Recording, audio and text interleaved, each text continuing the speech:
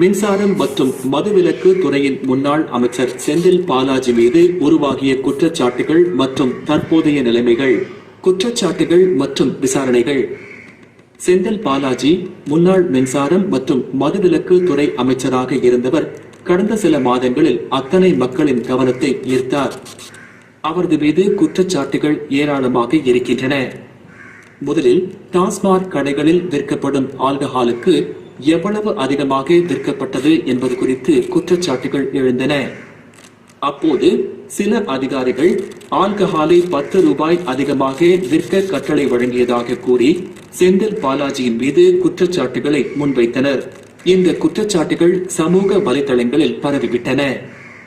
அதற்கிடையில் அதிமுகவில் போக்குவரத்து துறை அமைச்சராக இருந்த சமயத்தில் செந்தில் பாலாஜி அரசு வேலை வாங்கி தருவதாக கூறி மக்களை ஏமாற்றியதாகவும் பணம் வாங்கிய பின்பு வேலை வழங்காமல் ஏமாற்றியதாகவும் குற்றச்சாட்டுகள் எழுந்தன. விசாரணை மற்றும் ஜாமீன் கோரிக்கைகள். செந்தில் பாலாஜி மீது அடுத்தடுத்து பல குற்றச்சாட்டுகள் எழுந்ததையடுத்து வருமான வரி மற்றும் அமலாக்கத்துறை அதிகாரிகள் அவரை கைது செய்து விசாரணை நடத்த தொடங்கினர். விசாரணைகள் ஆரம்பமான பின்னர் செந்தில் பாலாஜி ஜாமீன் வாங்குவதற்காக அனைத்து நீதிமன்றங்களிலும் முயற்சி செய்தாலும் எந்த ஒரு நீதிமன்றத்திலும் அவருக்கு ஜாமீன் கிடைக்கவில்லை. அவருடைய காவல் விசாரணைகள் 10 நாட்கள் 20 நாட்கள் என நீடித்து போகின்றன. இதுவரை செந்தில் பாலாஜி 10 முறைக்கு மேல் ஜாமீன் கோரியதை அதற்கு பதிலாக அனைத்து கோரிக்கைகள் நிராகரிக்கப்பட்டு வந்ததை குறிப்பிடலாம். சிறை வாழ்க்கை மற்றும் உடல்நிலை. செந்தில் பாலாஜி 1 வருடம் காலமாக சிறையில் அடைக்கப்பட்டு வருகிறார். அமலாக்கத்துறையின் வழக்கிற்கு எதிராக அவர் ஜாமீன் பெற முடியாமல் அவதிப்பட்டு வருகிறார்.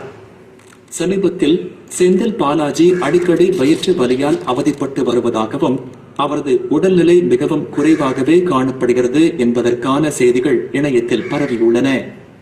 தற்போது செந்தில் பாலாஜி சென்னை புழல் சிறையில் உள்ள மருத்துவமனையில் சிகிச்சை பெற்று வருகிறார். நீதிமன்றத்தில் காணொளி மூலம் ஆஜரான நிலையில் அவரின் உடல்நிலை குறைவாக இருப்பதாகவும் மிகவும் மெலிந்த நிலையில் உள்ளதாகவும் கூறப்பட்டுள்ளது. நீதிமன்ற காவல் நடவடிக்கைகள்.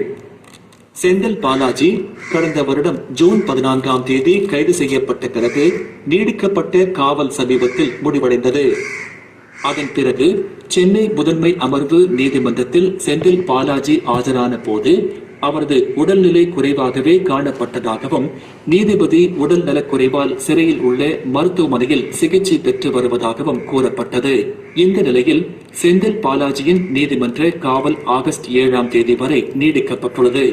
இதுவரை அவரது நீதிமன்ற காவல் 52வது முறையாக நீடிக்கப்பட்டு வருகின்றது.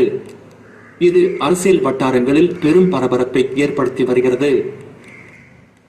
சமூக வலைதளங்களில் பரவிய செய்திகள். சமூக வலைதளங்களில் செந்தில் பாலாஜியின் நிலைமைகளை பற்றிய செய்திகள் வைரலாகி வருகின்றன. அவர் தற்போது உடல்நிலை காரணமாக ஜாமீன் பெற முடியாது என்ற தகவல்களை சில ஊடகங்கள் வெளியிட்டுள்ளன. அமலாக்கத்துறையின் கிடுக்கிப்பிடியில் இருந்து ஜாமீன் பெறுவதற்கான வாய்ப்பு இப்போது குறைவாகவே காணப்படுகிறது. அரசியல் மற்றும் சமூக தாக்கங்கள். செந்தில் பாலாஜி மீது உள்ள குற்றச்சாட்டுகள் மற்றும் அவரின் நிலைமைகள் அரசியல் வட்டாரங்களில் பெரும் பரபரப்பை ஏற்படுத்தியுள்ளன. அவரது மேலான விசாரணைகள், ஜாமீன் கோரிக்கைகள் மற்றும் உடல்நிலை குறைவுகள் பொதுமக்கள் மற்றும் அரசியல் தலைவர்களிடையே விவாதங்களை தூண்டியுள்ளது. இவ்வாறு செந்தில் பாலாஜியின் வழக்கு சட்டத்துறை மற்றும் அரசியல் உலகில் மிகுந்த பரபரப்பை உருவாக்கியுள்ளது. அவரது நிலைமைகள், விசாரணைகள் மற்றும் உடல்நிலை பற்றிய செய்திகள் தொடர்ந்து பரவுவதால் அவர் மீதான பொது எதிர்பார்ப்புகள் மற்றும் அரசியல் குறும்படங்கள் அதிகரிக்க வேண்டும் என்பது உள்ள கருத்துக்களின் பின்புலமாக உள்ளது.